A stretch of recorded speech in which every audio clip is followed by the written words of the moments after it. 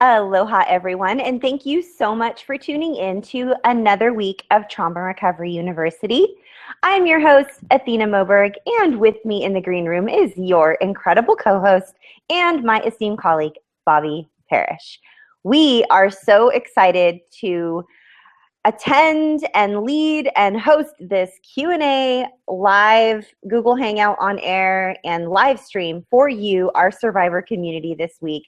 It has been quite the week, and the discussion on this topic is going to be pretty heated, I am sure, as our chats have been. So what is this week's topic? Secondary trauma.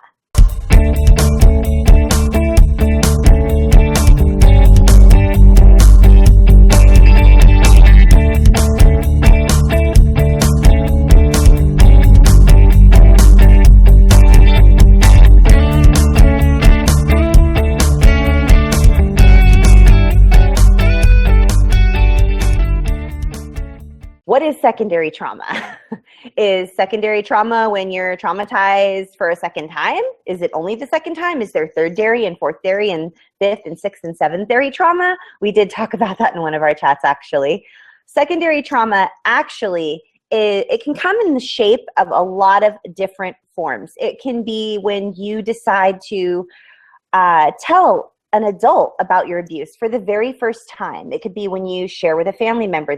You could all of a sudden be ostracized from your family, or made fun of, or bullied, or minimized, or when you go to the authorities and you try to let them know exactly what happened to you, and you're told that your trauma and your rape or your sexual abuse doesn't matter because of XYZ. This is all re-traumatization. This is all secondary trauma. And we're going to unpack all of this in tonight's live Q&A. It is interactive. Please send us a tweet to #NoMoreShame if you're tuning in live. And I want to give you a very special welcome if you're tuning in on a podcast platform such as iTunes, Stitcher, Spreaker, SoundCloud, or even iHeartRadio. We want to remind you this is a video broadcast. You can, in 2016, view us over on iTunes and view all of the videos. And then also, right now in 2015, you can find us over on our Roku TV channel.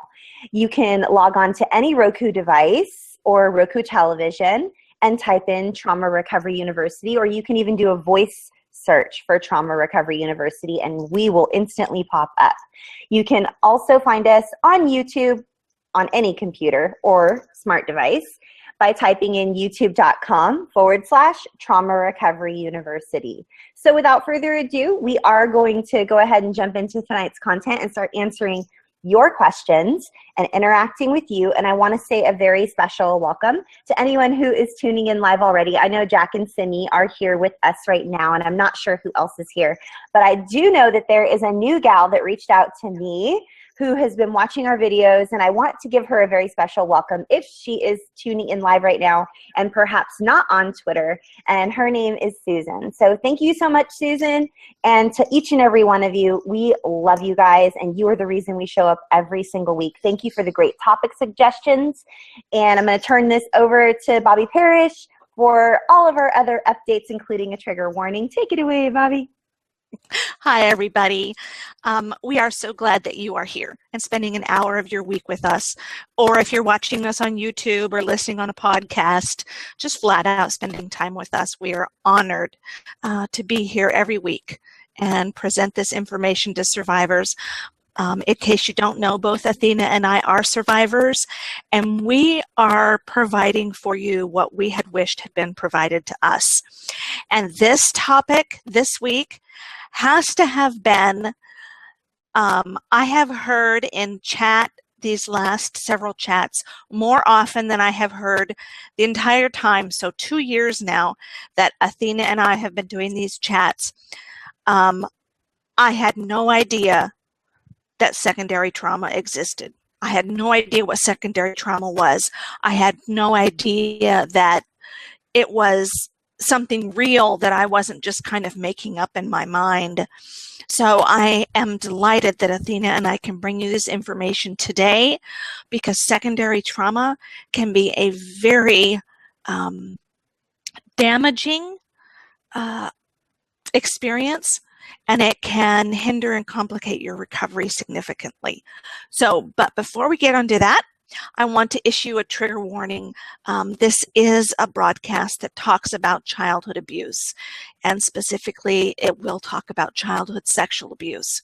So please exercise excellent self-care strategies while you're listening or watching to this broadcast. We are not here to provide therapy. We're here to provide support and education. If you feel you need therapy, please consult a licensed professional. And if this, watching this video or listening to this podcast triggers you in any way, please feel free to turn it off and walk away and come back to it later. If you're in crisis or urgently need help, if you're in the U.S., we encourage you to reach out to RAIN, the Rape, Abuse, Incest National Network. They are wonderful people, and they staff a 24/7 hotline at 1-800-656-HOPE, and they also have a 24/7 crisis chat feature on their website at rainn.org. If you are in the UK, you can reach out to the Samaritans. We have a large audience in the UK, so we always want to make sure and give information that pertains to them.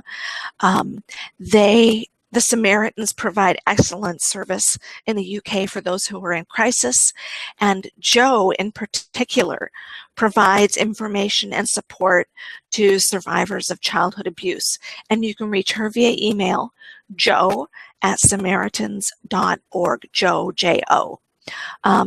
If you're in another country and you know the hotline information in your country, would you send us an email? nomoreshame.project@gmail.com, and we will put together a list of crisis resources for every country where we have an audience. And Athena, what was the country that joined us this week? Because we're now at 55. What was it? Was it Switzerland? Switzerland, yes. Yay, okay.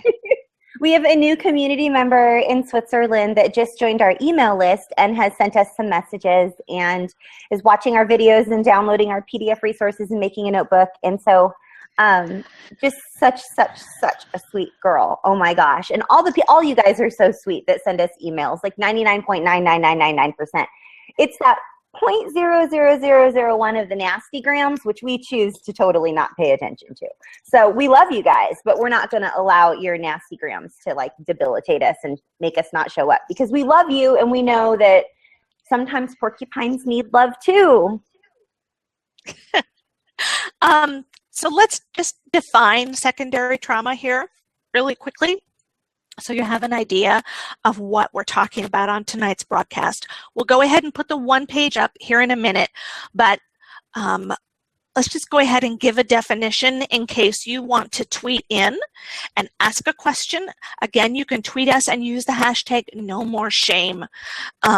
If I'm talking and you see Athena over there looking down, she's looking at her phone and monitoring the hashtag, and I do the same thing when she's talking. So we're not ignoring you. I totally promise. We're not ignoring you. Like, we tag team this effortlessly without even trying. We just tag team it, so it's all good. Yes.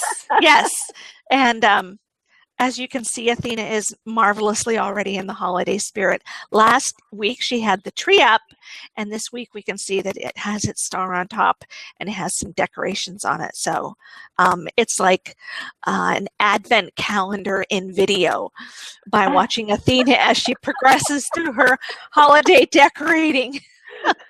I'm not done yet. Like, seriously, you can't see the rest of my house is a destroyed tornado, because that's the only part of my house that I can show you right now. So, well, a little bit of truth there. As long as you progress each week, so we have a marking of getting to Christmas.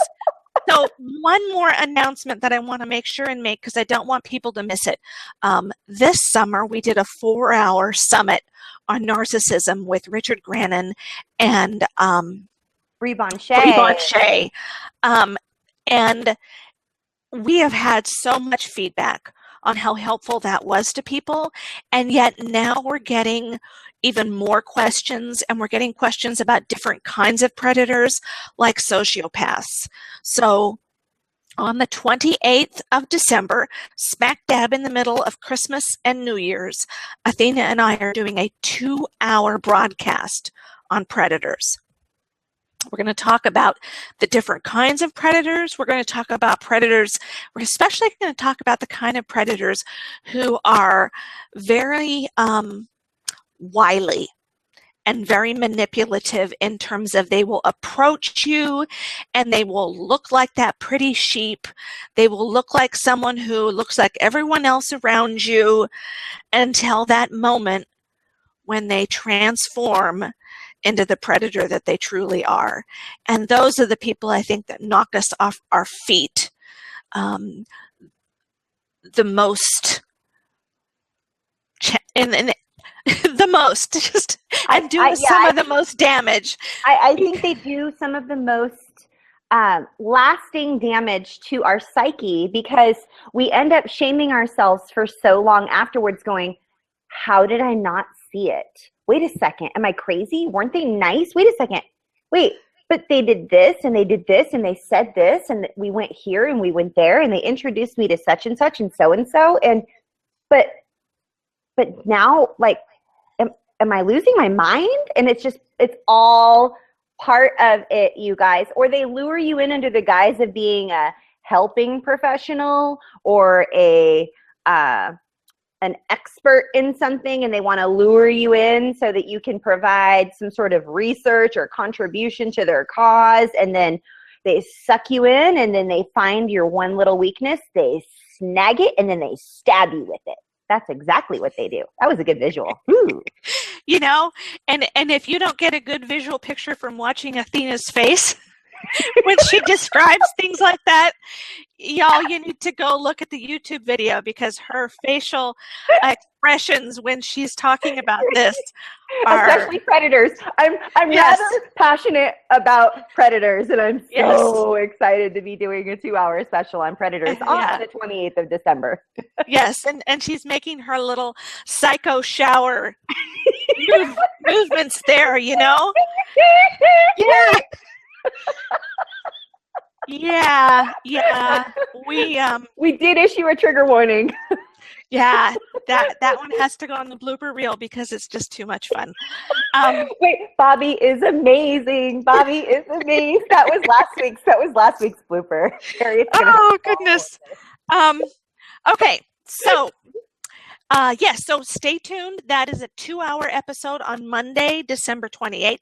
And we're going to talk about all things predators and how to watch for them, and how when you fall into their trap, it is not your fault. So I want to give a really quick shout out to Melissa Wilson. I didn't mean to cut you off. I'm so sorry, Bobby. I might have had I said my thing, and I've got hair in my face here. Normally it's me with the hair in my face every single week, and I gave it to you somehow. But I wanted to give a really quick shout out to Melissa Wilson, because she's making dinner right now and she can't tweet us. But we love you, Melissa, and I love your podcast episode today. Super awesome. And just rewinding just a really quick second, we mentioned Bree Bonshea and Richard Grannon from our 4-hour narcissistic abuse virtual summit from back in August.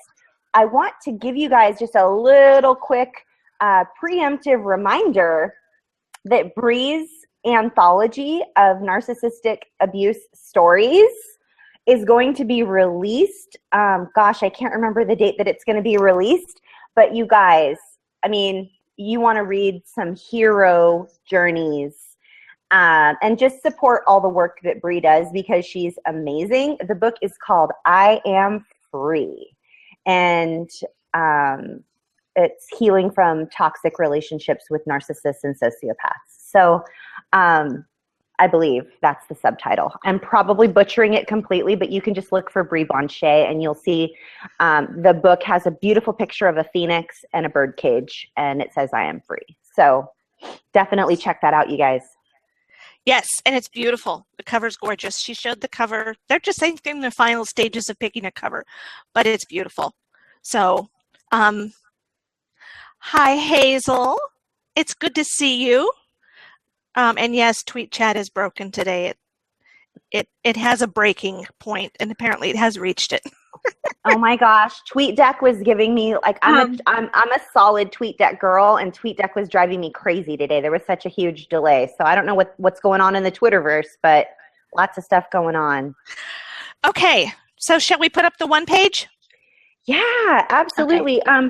As you put up that one page, Bobby, I feel like I'm forgetting. I feel like I'm forgetting something, but I'll probably remember it while we're doing our teaching section of this webinar. I'm going to continue to monitor the hashtag. I'm going to step away from the computer for a couple seconds. I'm going to go grab my power cord, and then I will be back. So whatever I miss, I'll let you, just let me know if I missed anything important. Okay. Okay, awesome. Thanks, guys. Okay, let's do present to everyone. And I realized that I didn't even get to providing you guys with that awesome definition of secondary trauma.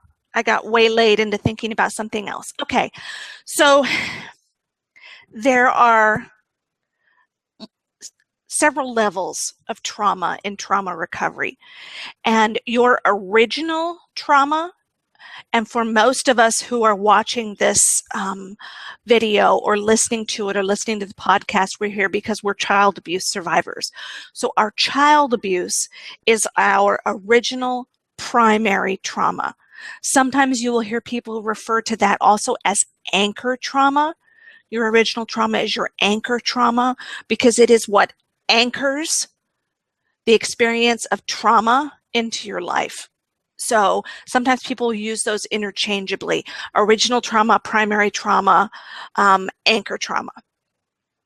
But when you disclose your abuse to your family members or in public, when you go into the judicial system to press charges, when you go to seek treatment from mental health professionals or your church or anyone, and you are treated negatively, that experience is called secondary trauma because it is secondary due to, related to your original primary trauma.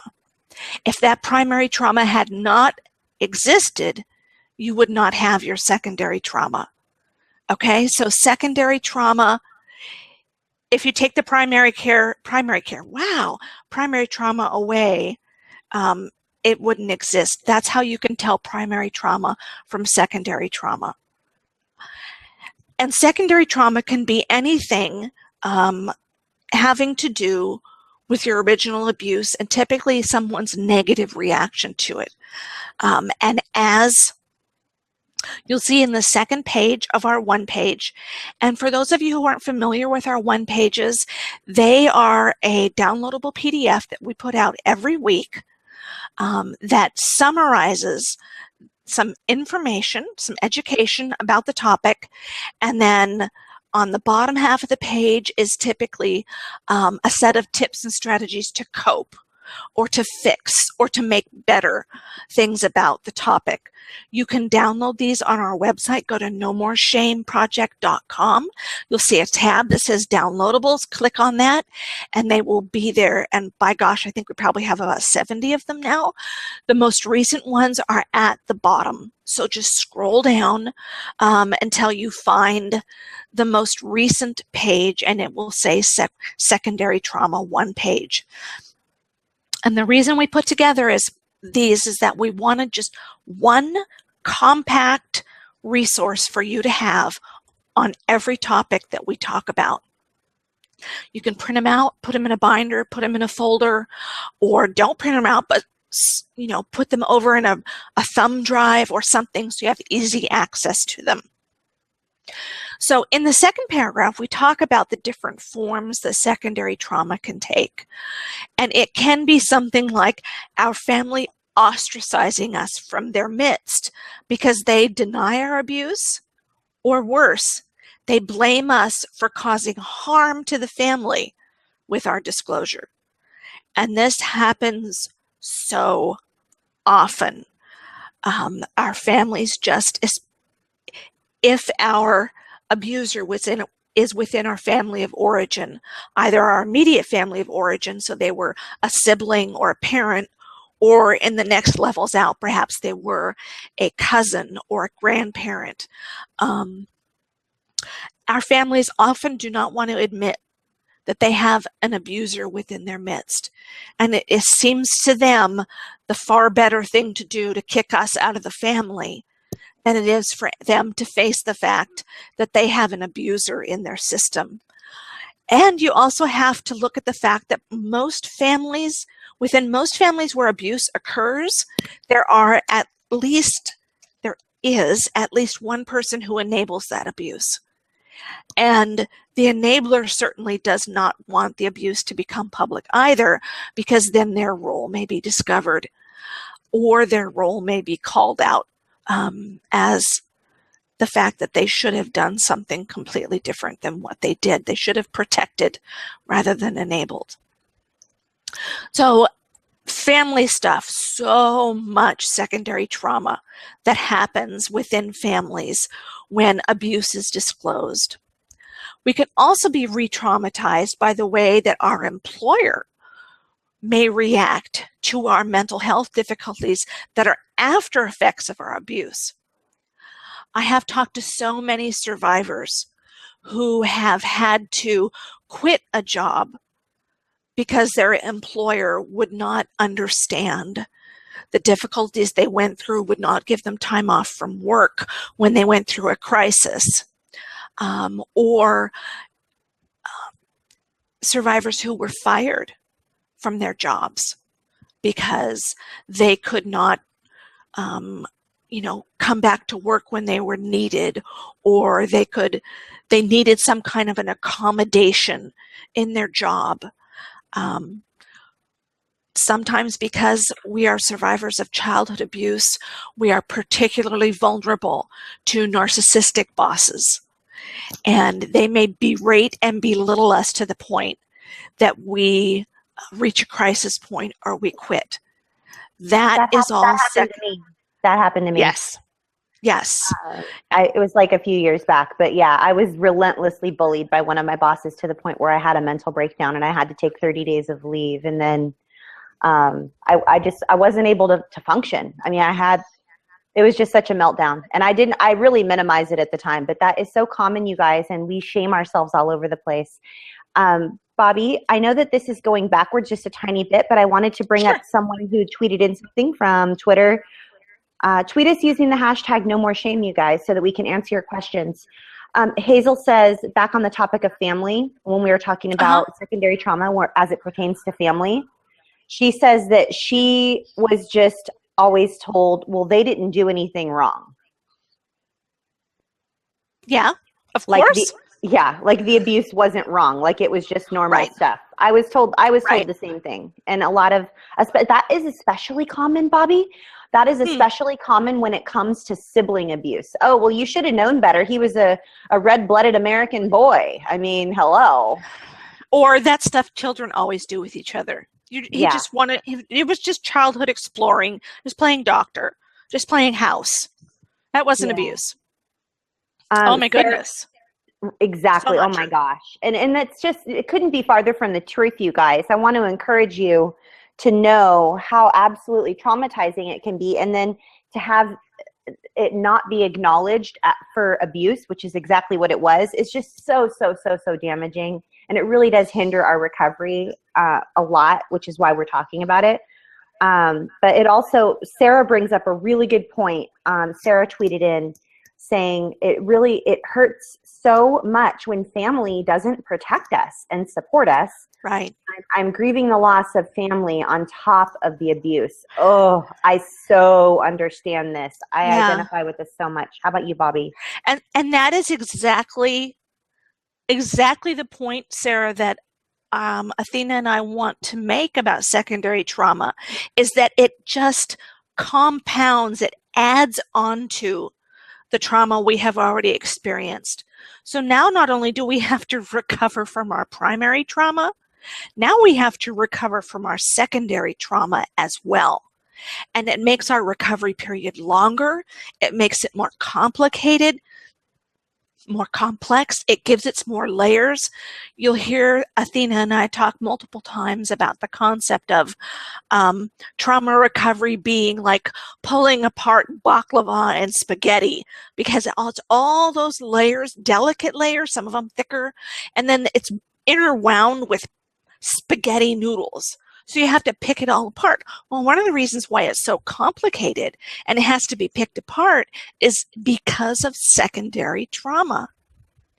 If we had been abused when we were a child, and then our family had supported us and got us the help that we needed, and we had been loved through all of that process, and never again had our trauma been a source of pain in our lives, wow, our recovery would be so much quicker and more simplified. It wouldn't have been easy, but it would have been quicker and more simplified. Yes, I wanted to share with you, Bobby. I shared this with you briefly when I got to see you in Texas, but I did experience and have conversations with several people while I was traveling and speaking. They didn't identify with portions of the presentation that I had and the workbook because it had never occurred to them that there could be so much damage. And all I did was ask them one question. Did you have one person believe you when you told them? And they said, oh yes, of course. I mean, when you're not believed, or when you're, and another one that, like, as part of the presentation that I gave, I talked a lot about, the different common threads we as survivors all have, especially when there's secondary trauma involved. I didn't talk specifically about secondary trauma, but the majority of the people that I was presenting to they had been in recovery for quite some time, and they didn't have a family member that believed them. And it was very re-traumatizing for them after I had discussions with them. But the people that experienced their anchor trauma when they were in their teenage years or right before their teenage years, they did not identify with hardly any of the survivor characteristics that I was sharing. Like, it's common for survivors to experience A, B, C, and X, Y, Z. And every single person shot their hand up in the room, except for a few people. Those few people when I spoke with them later on, it was either A, did you tell someone and they actually believed you, or B, how old were you when when it happened? And it was one of the two or both. Either someone believed them or they were older, like they were already not, and I'm not minimizing saying that if you are sexually abused at a certain age when you're older than a child, like really, really young, that it's not as traumatizing. That's not what I'm saying at all. I'm just saying that these particular people that were there, that I had conversations with, Bobby, I don't know if you have a lot of experience with this. I think it comes back a little bit to the difference between PTSD and complex post-traumatic stress disorder. And for those of us who were abused consistently through our childhood, especially during that period of 3 until 6, 3 and 7, trauma and the experience of trauma becomes part of our personality, and it's hardwired into our brain.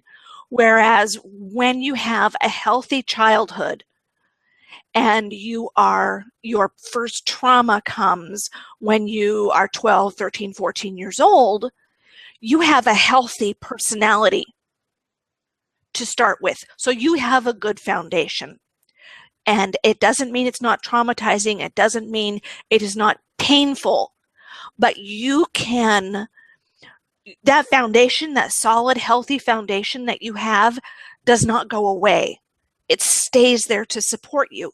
Whereas those of us who underwent trauma and abuse through those primary critical developmental years, our foundation is made of crap and barbed wire and, rats and horrible things that want to hurt us.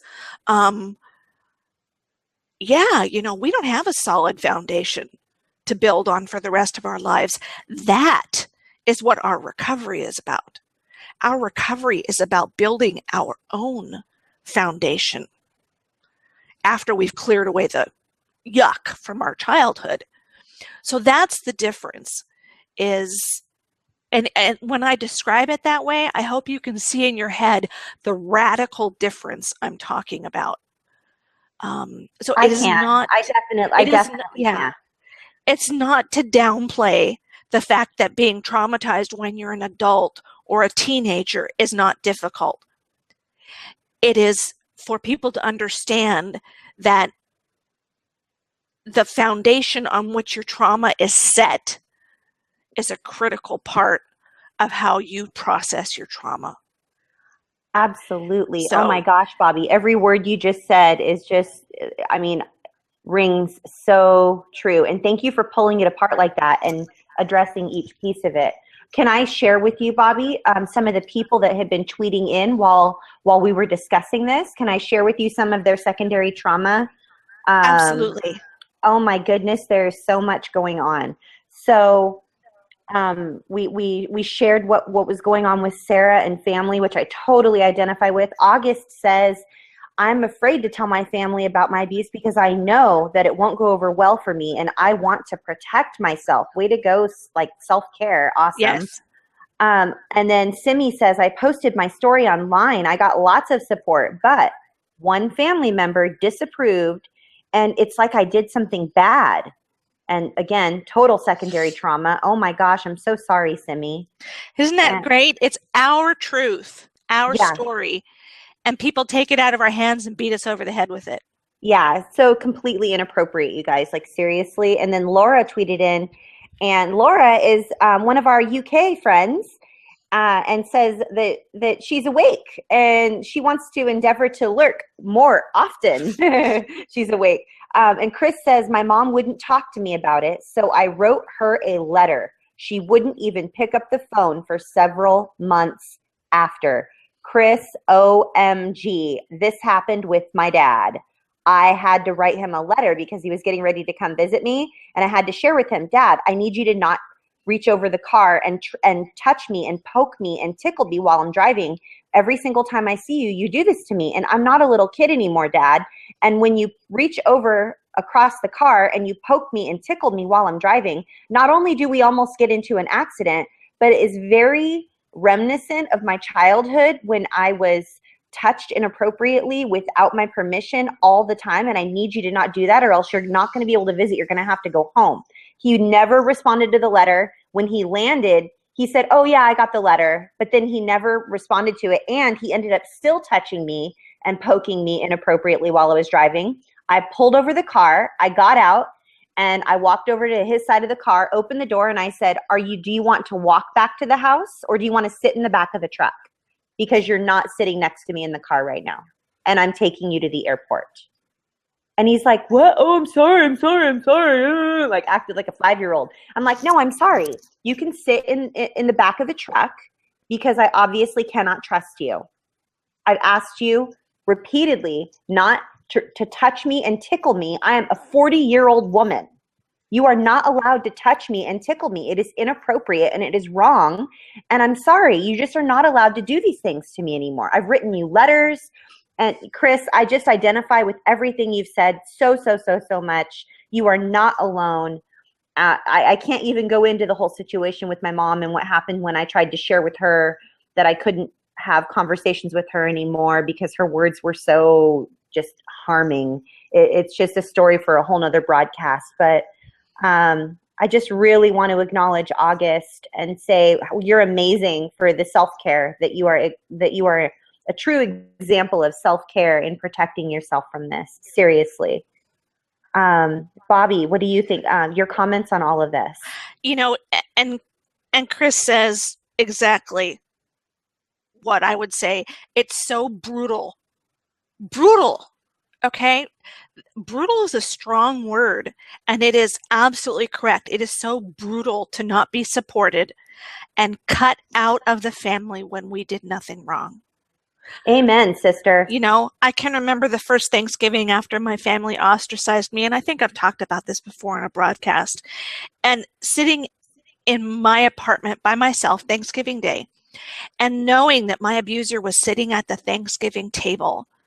You know, we had one of those quintessential Norman Rockwell Thanksgiving meals where the kids were at the kids' table and the adults were at the adult table. And I had visions of him sitting there, and I couldn't fathom in my mind how they could choose a child rapist over me. And my takeaway from that was that I had less value than a child rapist. And that's part of what secondary trauma does to us. Secondary trauma tells us that we are not worthy, that we are, there is something wrong with us.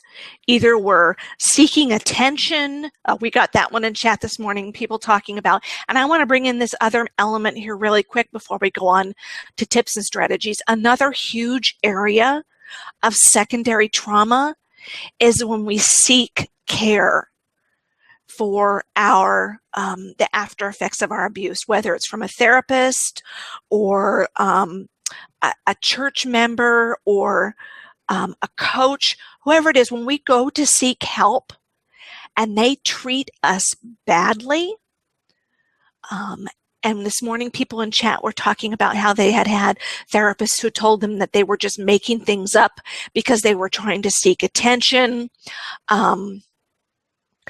I can remember in one of my hospital stays, the one that was by far the most traumatic, when I was told that I either needed to stop being suicidal or they would transfer me to the state hospital. Well, wow. For a short period of time, I had lived about 3 blocks away from the state hospital. It was nothing short of a penitentiary for people with mental illness. There was no way in God's green earth I was going to the state hospital. But they were basically punishing me because their ineffective treatment over the last 7 days had not cured me of my suicidal feelings. This was the same place that they took us for recreation group, and we played charades. And the recreational therapist verbally berated me because I did not declare. I was the only person who said that the game of charades hadn't made me feel less depressed. It was just, I could give story upon story upon story about all of the Bobby, experiences. I am so sorry. And it is so hard when we seek treatment, when we ask for help. People asking for help is hard enough. It is really hard to ask for help. But then when you ask for help and they treat you like dirt because you've asked for help and allowed yourself to be vulnerable, that is horrific. And that is secondary trauma. And that complicates our recovery because it makes us less likely to reach out for help in the future. And chances are that reinforces a lie that our family or our abuser has already told us, which is that the abuse was our fault, that there's something wrong with us, that we should be ashamed.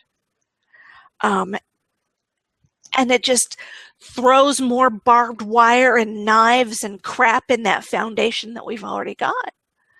And of course, it makes it that much harder to recover.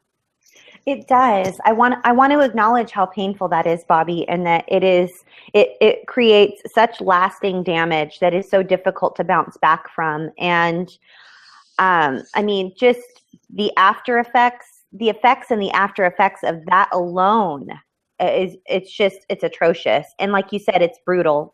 Like August was saying, it's brutal. Or Chris was saying, it's brutal. And I wanted to let you know, Bobby, that Sarah and Hazel also had just tweeted in And Sarah wanted to know what's the best thing to do if her therapist is causing secondary trauma too, which I personally experienced. And Hazel was commenting on what we were sharing about when I asked my abuser not to touch me and they refused to comply. They are still violating boundaries. And I had shared with Hazel that I really, really, really hope, first of all, I'm sorry that's happening. And I really want her to be safe and protect herself if she can. You're worth it, Hazel. You are worth it, Hazel. And we don't want you to be hurt anymore. You don't deserve that. So, No. oh my goodness gracious. Not. Absolutely not. How about Sarah's question, Bobby? How do we want? I want to hand that over to you because you are a therapist, and we both have been traumatized secondarily by therapists. Obviously, that we both have already shared that. Mine is a little bit more recent, and I bounced back a little bit quicker because I'm a little bbit more resilient now because I'm way farther along in my recovery. But if I would have been brand new in my recovery, oh my gosh, Bobby, I don't think I would have made it out. I mean, I'd probably be immobilized. Yeah, because when you're new in your recovery, reaching out is hard enough, but then to reach out and get slapped in the face, how likely are you going to be to turn around and reach out to someone else? If your therapist is causing you secondary trauma, it's time to find a new therapist. And I know that's hard. I will not discount how hard that is. My recovery took me a good 20, 25 years. And every time I had to find a new therapist, it was heck on roller skates. It is hard to find a therapist that you feel like you mesh with. So when you find one that you feel like you mesh with, and then you start unloading all of the horror that was your childhood, and they betray you somewhere along the line, first of all, you have to deal with the trauma of their betraying you. But then you have to deal with the tertiary trauma. Here we go. There's the next level, the third level, tertiary, third level. Then you have to deal with a tertiary trauma of now having to find a new therapist. It's not easy. And it is really hard to walk away from someone who you have invested a lot of emotional effort into. But if your therapist is traumatizing you and you have said, oh there, wait, this isn't working for me, and they have not adjusted or changed the way they're behaving, it's time to walk away because you are worth it. That is something that Athena and I cannot say loudly and often enough to you when it comes to secondary trauma. A lot of secondary trauma can be undermines our self-worth. And when we build our self-worth up, it's much, much harder to be traumatized by someone. So when we fully grab onto the fact that we are worth being treated well, and we insist on being treated well, we will find ourselves suffering much less secondary trauma. But self-worth is one of the primary building blocks in our recovery, and it is hard. And the more abuse that you sustained, the harder it is to rebuild your self-worth. But I promise you, Sarah, and anyone who's listening who is being traumatized by their therapist, you are worth finding a therapist who will help you rather than tear you down. Chris has experienced this as well, Bobby. Yeah. I can remember a psychiatrist looking me in the face and saying to me, people like you don't belong in the private mental health system. Wow. I'm like, excuse me? What does that He even said, mean? Yeah, that's why we have public mental health. Because people like you who have such severe issues need to be treated by the public mental health system. Wow. People like you don't belong in private mental health. So the fact that I had health insurance and could seek treatment in the private mental health system, in his eyes, was inappropriate. And I see it. I can still see it clear as day. I can see clear as day sitting across from this man in the hospital and having him tell me, people like you do not belong in the private mental health system. Wow. I am so I don't know what else to say. I am so sorry. That is horrible. Oh my gosh. Oh my gosh. Oh my gosh.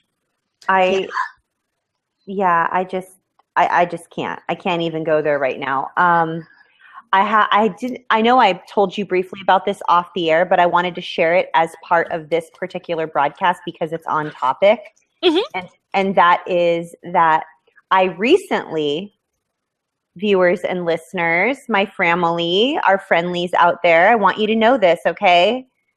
I recently experienced secondary trauma from a therapist. And this particular therapist took something I said in confidence during a session, violated their code of ethics, broke confidentiality, and mentioned it and shamed me in public in front of other people. Yeah, that's secondary trauma.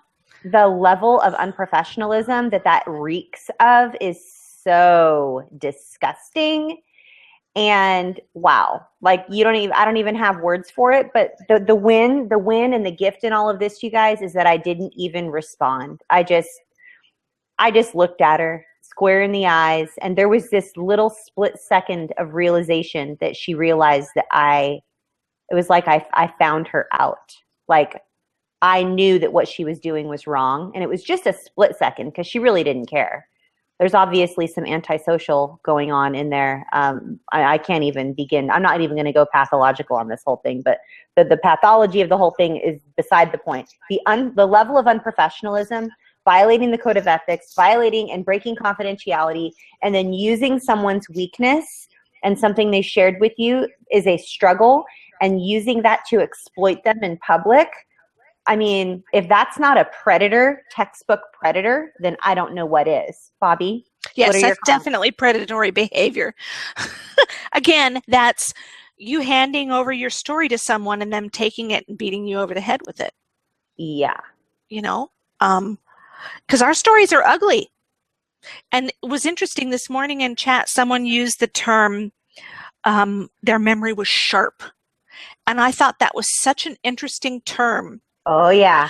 Because our memories are sharp. Some of our memories are sharp. And I know they were meaning it to be.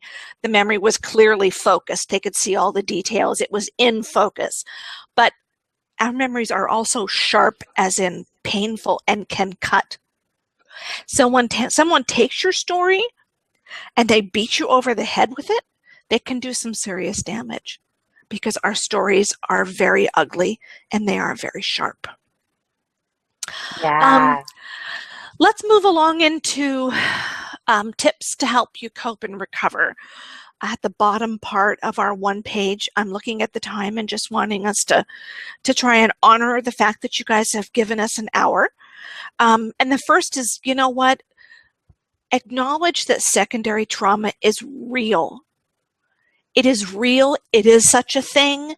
It exists just as your original abuse exists and is real. The secondary trauma needs to be acknowledged and processed rather than minimized and denied.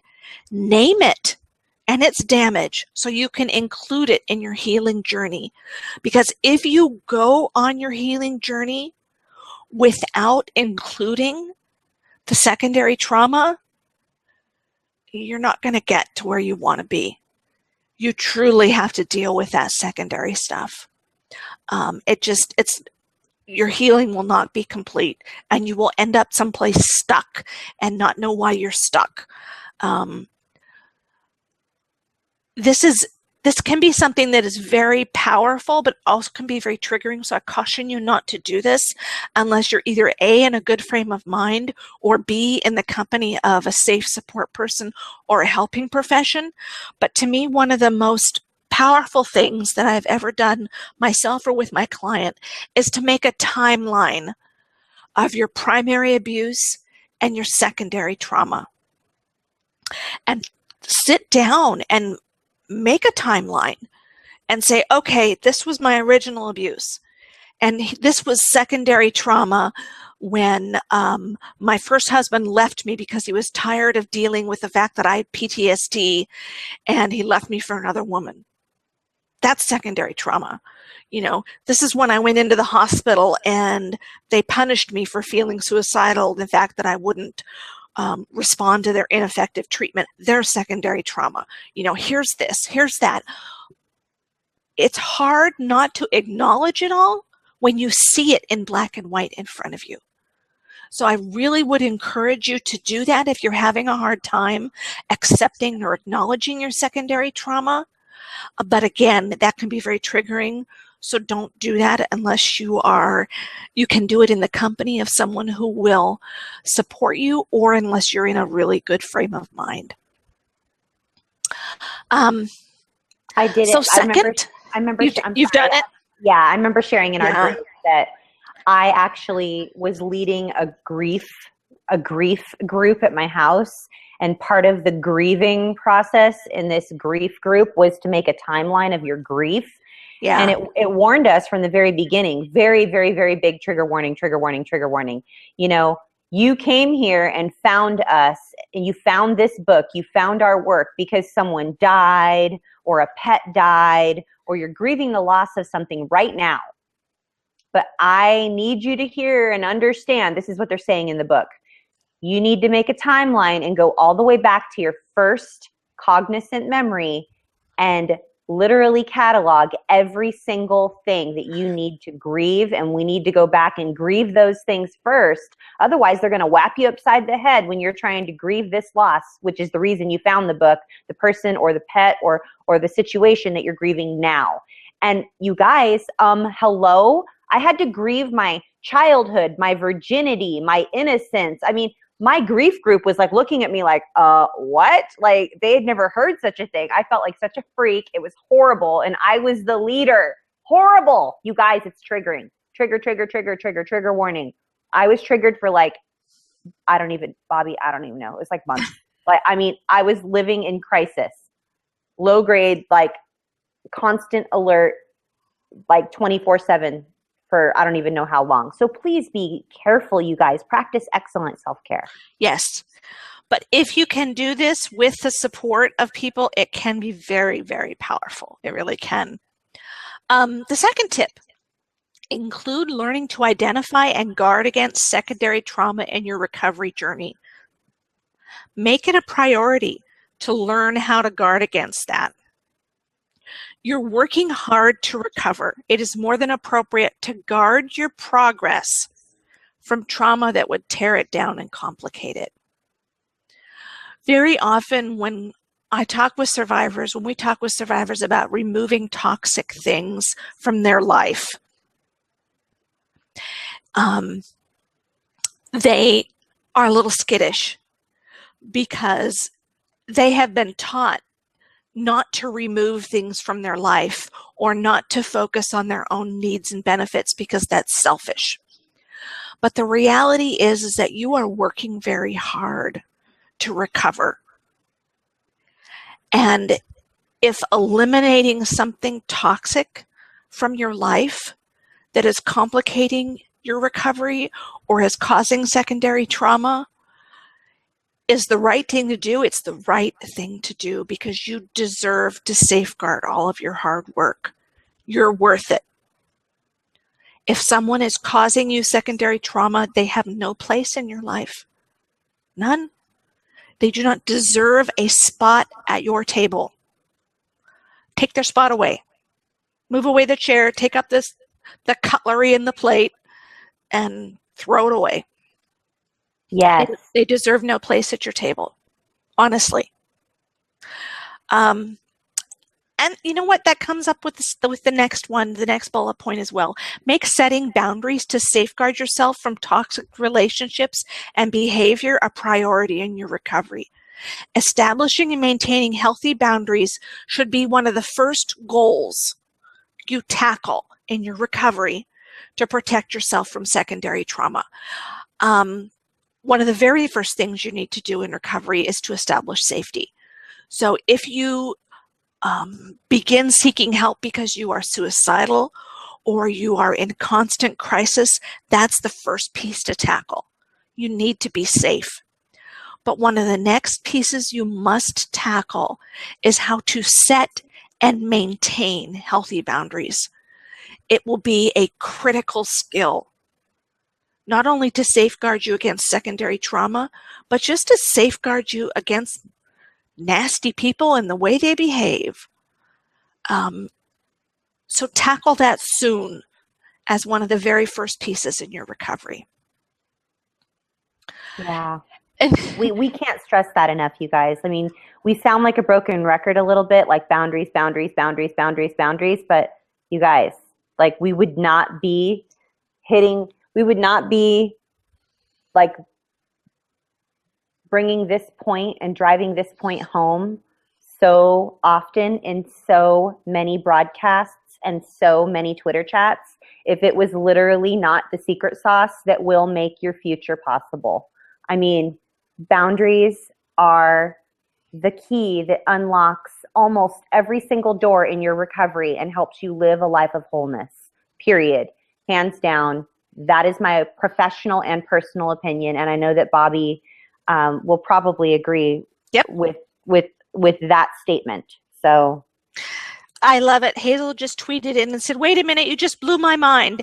It's okay to protect myself. It absolutely is, Hazel. Oh. It's okay to step away. I'm protecting that child who wasn't protected. Absolutely. I'm so grateful for light bulb moments. You go, Hazel. Oh, yes. This is what I live for. I love it when you all have light bulb moments during these chats. Oh my gosh. Yes. Yes, yes, yes. And this next one is one of my personal pet peeves as a helping professional myself. Recognize that helping professionals like therapists and psychiatrists, you're paying them to assist you in your recovery. They are like an employee. Guess what? If they're not working for you, you can fire them and hire someone else. Now, I realize that some people live in, maybe perhaps it's a geographical setting, or you have income limitations that limit who you can seek help from. I get it. I understand. You don't have as much flexibility to choose who you get treatment from. But some people within the helping professional want to convince you that they are providing you help out of the goodness of their heart, or you should be lucky because they're choosing to help you. But that is not the case. Yeah, not true. Not true. Don't let people bully you into providing care for you, period. Well, don't let them bully you into staying when they treat you like crap. Exactly. You can say, you know what, this isn't working for me. Now, I know, as we talked about just maybe 10 minutes ago, it is very hard to find another therapist, but truly you are worth it. If the therapist that you are seeing is treating you badly, fire them and hire somebody else. Heck yes.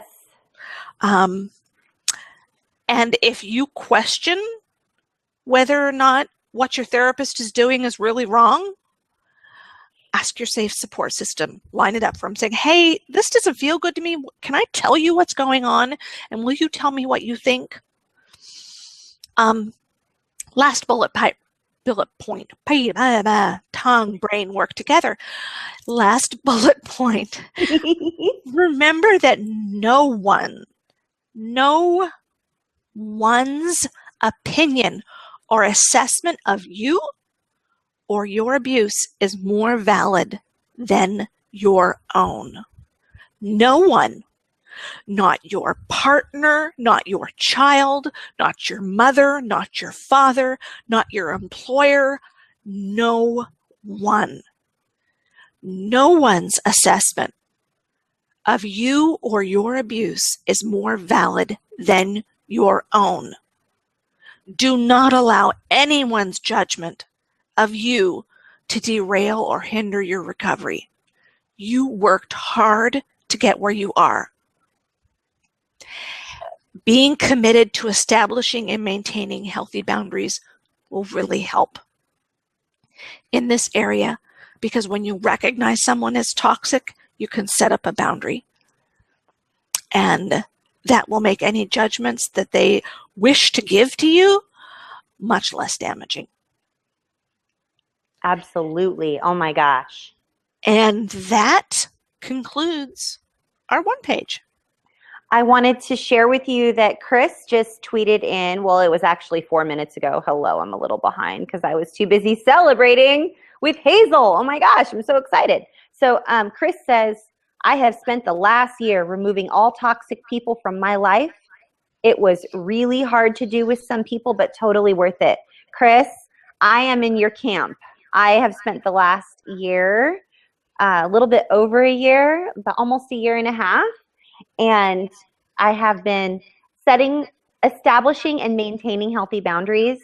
And I have used my safe support system as an encouragement and just sort of a litmus test.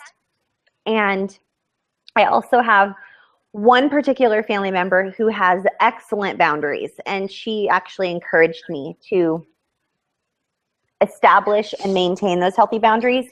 And I was able to take her suggestion and mention it to the group. And then I was able to really feel solid for the first time in setting healthy boundaries and removing those toxic people from my life. I never really considered myself, I don't know if it's like I didn't consider myself worthy, but I never thought that I had the right or the oomph or the guts or whatever you want to call that, like the gumption to ever do that. Because every time previously that I had ever tried to set a healthy boundary with certain family members, you know what I was told each and every time? But they don't mean it. I mean, come on, they're family. Come on, they're family.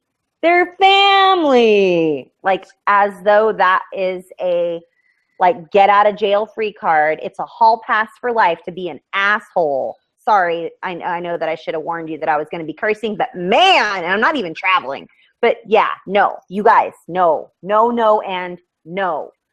It is not okay for people to go, but come on, I've been doing it since you were 5. We're family. No, and no. Bobby, what do you think? Well, to me, it brings up that line, well, but I've been this way for 25 years and you've never said anything, as if there's like a statute of limitations on pointing out someone's toxic behavior, right? Yeah, but no, if they've been doing it for 25 years, if they're your family, doesn't matter. They have no right to treat you that way. And it's okay for you to stand up for yourself, establish your needs and wants, and set a boundary. August was talking about how it has always felt selfish for her when she sets a boundary with people. And I so get that, because that was our grooming, right? We were groomed to put others' needs ahead of our own, and we were groomed to never voice a need or a want because our needs and wants weren't important. We were possessions. We were objects. We were not real people. And it was easier to be, our abuser wanted an easy time. And when they... Yeah, we were simply an extension, Bobby. We were simply an extension of them. So they didn't feel like they needed any permission to touch us, violate our boundaries, treat us a certain way or whatever, because they were treating us how they would treat anybody, including themselves. And they didn't really consider us a whole nother person. They just figured that we were their property, or we were just an extension of them because we were family. I'm sorry. So not a hall pass to do whatever it is that you want to people, guys. Hello. This is 2015, and that's not okay. Do you know that people do hard time, like 20 years, for harming an animal? Imagine what you people 30, 40, 50, 60, 70 years ago would be going through now, present day, if someone had the cojones to turn you in and call you out for the nonsense. Hello, you better be thanking your lucky stars that you live in this day and age, and what we have now was not available back then. Family. Oh, please, good Lord, I someone like take that me off my soapbox. Hazel says the family, like we're in the mafia or something. La familia. I mean, come on. For some of us, our family system was that dysfunctional. Oh, you know? Yes. Hello. So yeah. August says that I still struggle with this concept that I am not being selfish, but it is getting easier. I am here to tell you, August, it gets easier over time, because I was trained and told my whole entire life, you are being so selfish. You are so ungrateful. You should just be grateful. You don't know what we grew up with. It was worse. You will never know what I knew. And you should just be grateful. You are so ungrateful. You're selfish. And it's like, but like, I don't have healthy food and access to like water, and I'm being isolated and abused and sexually exploited and all, but you should just be grateful. I mean, come on, like, let's put that in context, shall we? Hello, who's the crazy one? I mean, I'm not saying crazy. Yeah, I know that this is supposed to be very politically correct, but we're just not. So yeah, I'm sorry. That's just wrong. Wrong on 12,000 different levels wrong. So no, I'm calling BS on that one. Bobby? We have so many things to call BS on. It would be an endless list. You know? Oh my goodness. Broadcast that never ended. Oh, yeah. Okay, well, I'm sending some virtual high fives out to Hazel. Simi says those boundaries are deal breakers. Jack's got the Amazing Husband Award. He was super supportive of Simi. Oh my goodness. Now there's videos being posted. Like we're in the mafia. Exactly. Oh my word. I feel like I might be forgetting some stuff. Melissa, if you're still making dinner, I want to know what's for dinner. I am hungry. They didn't think it was wrong to violate our boundaries because they didn't think of us as having any. Exactly. They just honestly, many people think of children or whatever as another extension of them, or that they have ultimate control or ultimate power over the child. And they're the possessions. And it's just wrong, you guys. That is just wrong thinking. Wrong chances thinking. Are that was the attitude they were raised with. Which is why we should just be grateful. You know, that they were treated that way by their parents. The levels of intergenerational dysfunction that happen on this program. Oh my word. Just learning for the first time that I am not selfish. Woo! I am throwing confetti. I need to have like virtual confetti or like a cowbell or something. Like I want to just like celebrate with you guys. Yes, August, you are not selfish. You should just be grateful. You're selfish. That's just wrong. Like it's wrong thinking. You're not selfish and ungrateful for not wanting to be abused. Hi, you're violating every boundary I have. Verbal, physical, mental, emotional, in every way. And I would like to not be abused anymore. But I'm the selfish one? I don't think so. Like, no. Bobby, I see you smiling and laughing silently over there. I think that you might have muted yourself. I'm so sorry. I've probably been talking over you the whole time. You're on mute. Oh, we lost Bobby, you guys.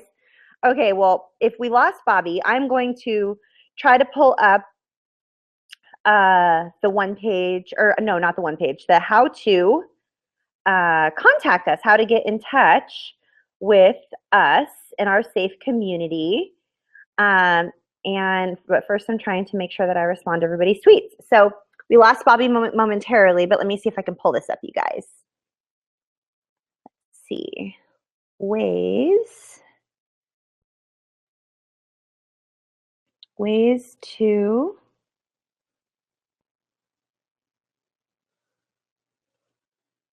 connect.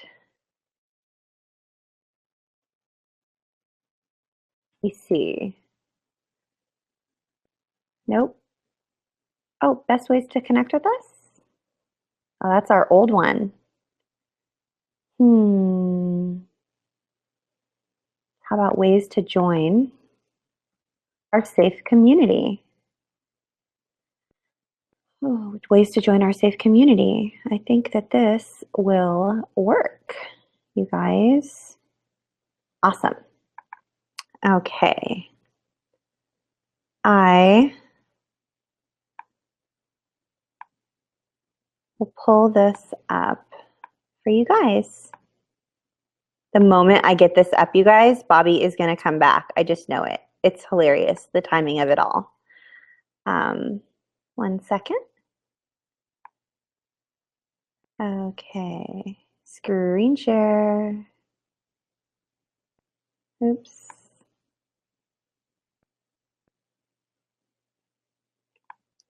How's this for comedy of errors, you guys? Hello. Oh my gosh, Bobby. Hello. I was just pulling up the ways to connect with us. I go, watch you guys. The moment I pull it up, she's going to come back. Hello. And I was literally just getting ready to click, and I'm like, there you are. I knew it.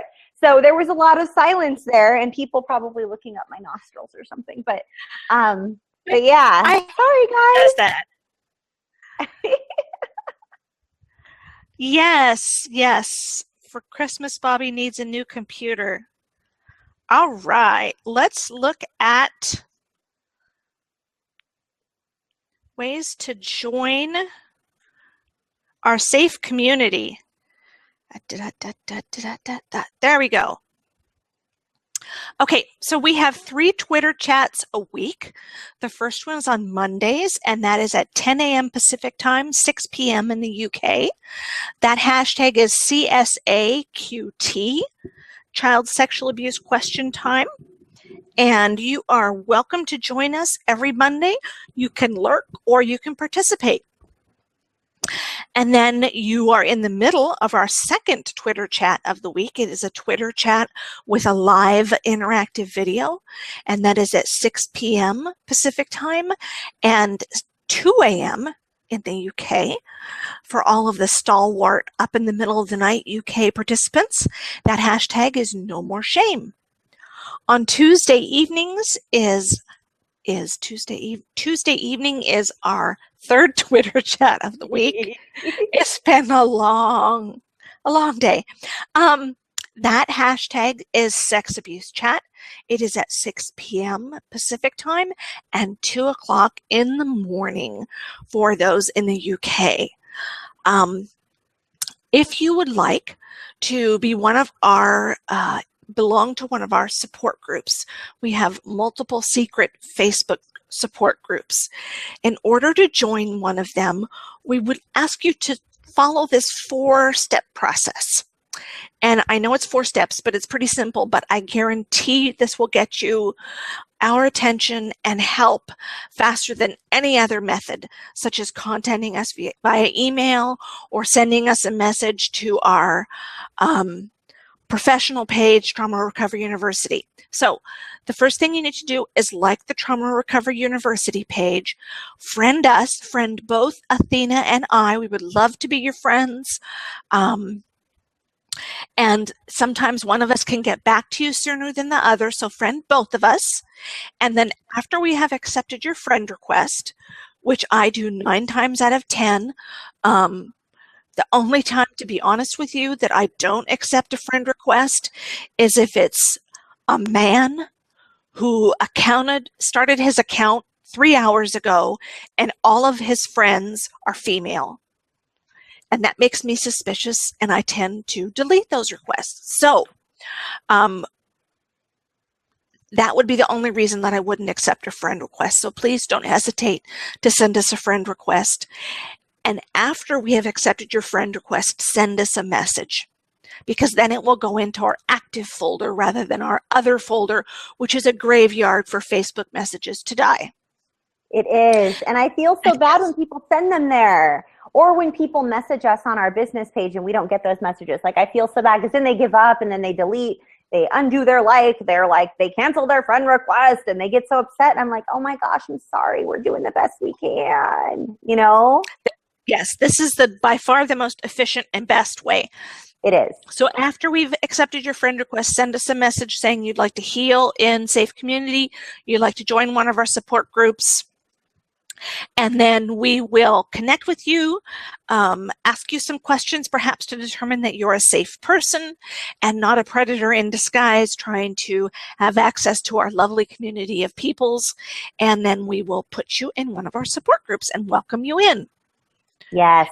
And that is the way to access our safe communities. And then real quick here, I'll put up our contact information. I don't know how I did it, but somehow during this broadcast and all of my talking with my hands, I injured myself and bust open my finger and I'm bleeding. Oh no! I know. What did I do? I'm just sitting here in a chair. It could have been when I went to go get my power cord or something, but anyway, I'm fine. But yeah, it was like, why am I bleeding? That's weird. You guys. Oh, how weird. I want to just real quick let you guys know this is a difficult time of year, and during the holiday season, right around Christmas time, when we're sort of quote unquote expected to go sort of play our role, and if we come from a family that is a bit dysfunctional, or there's a lot of intergenerational family dysfunction, and then we're sort of expected to show up for holiday dinners, we're expected to see our abusers, we're sort of expected to pretend that nothing's wrong, otherwise we're the selfish ones that want to ruin Christmas. Oh my gosh, you're just so selfish. You just want to ruin Christmas. You want it to be all about you. Shame on you. Like, we want to acknowledge that this is a very, very, very, very difficult time of year. And if you are choosing to not go to these events and people want to call you selfish because you're just ruining Christmas by not showing up, we want to encourage you that it's okay to establish that boundary. It can be the hardest thing in the whole wide world to do. We want to encourage you that it's okay, because then you will be avoiding secondary trauma. And you can come spend the holidays with us, because Bobby and I will be in our private secret support groups that we have for survivors, and we will see you guys on Christmas, and we will see you on New Year's. Like, we will record videos. We will be sharing our holiday with you, because you guys are our family and we love you. So, and we don't want you to be re-traumatized because it's the most wonderful time of the year. Like, no, like sometimes it's not. So, I mean, we just want to give you permission. We want to give you permission to not re-traumatize yourself and experience secondary trauma during this most wonderful time of the year. So, okay. Yep. As a matter of fact, I will be here and sitting in my house alone on Christmas, because my son will be, no, I'm not sad. My son will be with his dad, and I choose not to re-traumatize myself. I would rather be alone, hanging out with myself. So, and I will be in the support group and checking Twitter. So if you need some support, I will be around. This is how you can contact us. And we do our best to reply within 48 hours, but golly gosh, people, it's just two of us. Unanswered messages right now. I have 26 unanswered messages. You guys, 26. We do our best, but it is just the two of us. We are bringing more people on board, but to be honest, taking over responding to emails will be the last thing that we hand over to someone else, because we feel very protective of you and the messages that you send us, and we absolutely want to make sure that whoever's responding to them has a compassionate heart and a trained, trauma-informed response. So we're doing our best. You can reach out to us. I am at bobbylparish@gmail.com. Athena is at AthenaMobergspeaking@gmail.com. And I am at No More Shame both of us, are at nomoreshameproject@gmail.com. On Twitter, I am Bobby L. Parrish. Athena is at Athena Moberg, and Trauma Recovery University is Trauma Recovery U. You may like and interact with us also on Facebook. We have the Trauma Recovery University page, and then my business page is Bobby Parrish Coaching and Consulting. My personal page is Bobby Parrish. Athena's business page is Athena Moberg Speaking, and her Facebook page is Dawn Athena Moberg, because somebody out there already took the Athena Moberg.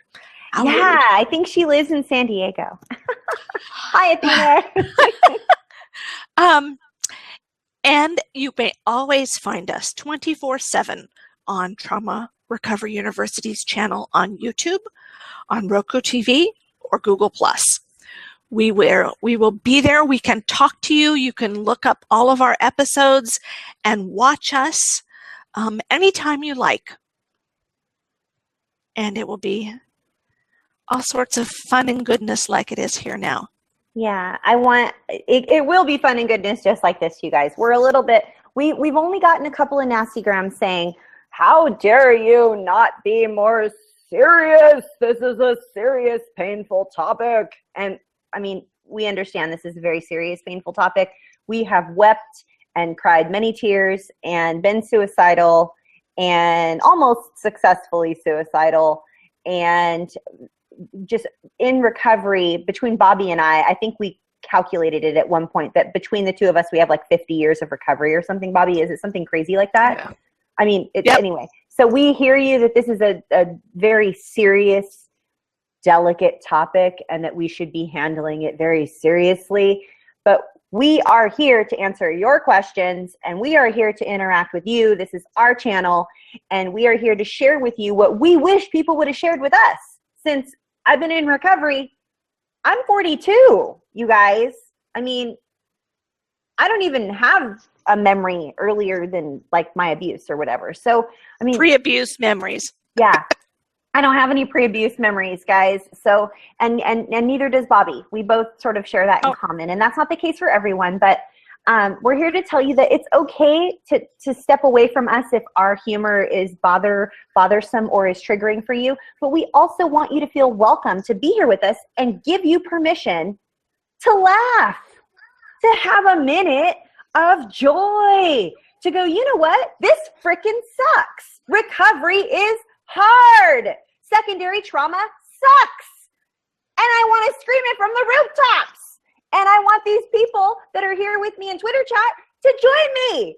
And I'm grateful for that. And it's okay, you guys. It's okay to just need a minute to not be serious 24/7. And I'm so serious. You know, we've spent most of our lives being serious. We've spent most of our lives wondering who we are. Where do we fit in? Where do we belong? Oh, nowhere? That sucks. Time to go be serious some more.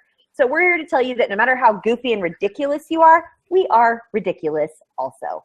And we like to invite you to be ridiculous with us. And you can spend time with us anytime. You are welcome to be here with us. And if you want to get plugged into Safe Community, please rewind the video about 5 to 10 minutes and look through those 1 through 4 steps, like the page, friend us, send us a message, answer our questions, boom, you get plugged into a group. So we love you, and we consider this a privilege. This is our highlight of our week.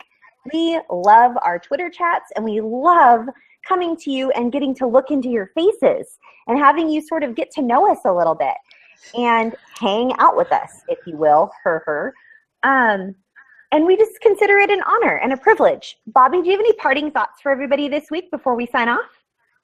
No, when you think about that, I think about parting gifts. Like, I have visions of being on Jeopardy, you know? Oh. And here's Bobby with your parting gifts. With your lovely parting gift.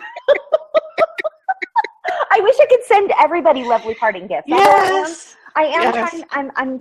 I'm still waiting on my Christmas cards, you guys, which, by the way, Walgreens.com, you are on the top of my blankety blank list right now. I paid extra for express shipping for my Christmas cards to arrive on November 30th, a week ago. And guess what, folks? They're not here yet. They're not here yet. So if any of you all use Walgreens.com, send them a nice little message and ask them where Athena Moberg's Christmas cards are, because I have a whole bunch for you guys. I'm sending Christmas cards to like 9 different countries. I'm so excited. So anyone who requested it. So, and Bobby, I haven't sent you your package yet because I wanted you to get a card as well because it has pictures on it. So anyway, Yeah. we don't have any we don't have any lovely parting gifts for you this week. We have no lovely parting gifts for you today except to invite you back next week. Yeah, we want to invite you back next week. Exactly.